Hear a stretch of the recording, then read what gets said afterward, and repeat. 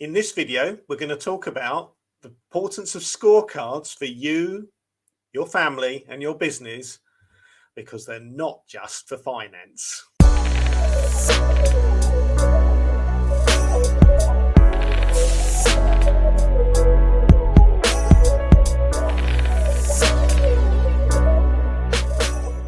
So one thing that we know, and the real importance of scorecards, is what you measure is what gets done. Having scorecards for us as individuals, our families and our businesses means that whatever we measure, we have a chance of succeeding.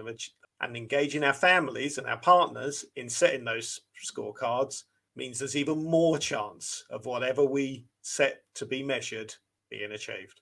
The reason why we have scorecards is to have that visual representation of where we are, which we can put on the wall, keep on the computer, but we can see and track what we are measuring and how close we are to achieving our goals.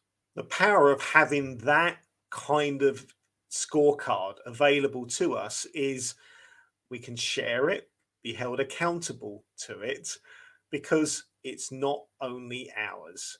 And that's especially true when we're talking about our families, but is really important when it comes to our own development and that of the business as well. So let's take the creation of a family scorecard, for example. One way to do this, and it engages the children, which is brilliant, is to identify 3 or 4 key things about the family that if we were to be successful in achieving, would change our family for the positive.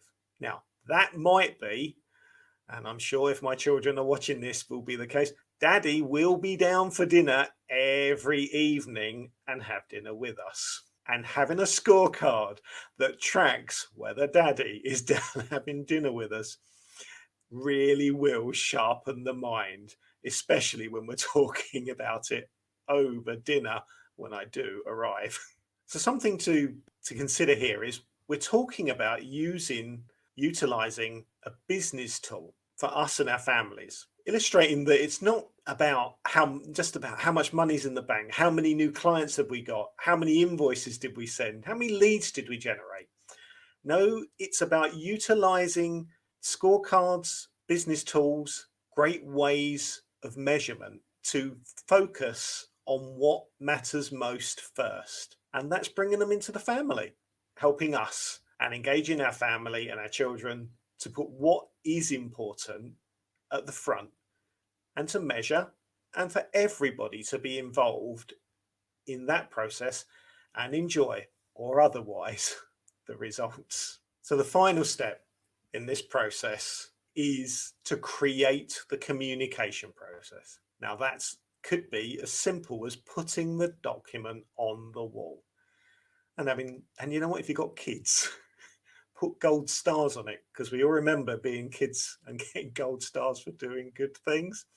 But seriously, find a way to enjoy it and have fun. Put it on the wall, review it over Sunday dinner every week, but find a way to consistently review and engage with your scorecards, with your family, with your children, with yourself. But most of all, enjoy it, because it's going to be fun. There are resources down below to help you with this video. And if you like this video, please like, comment, share and subscribe. And I look forward to seeing your comments down below.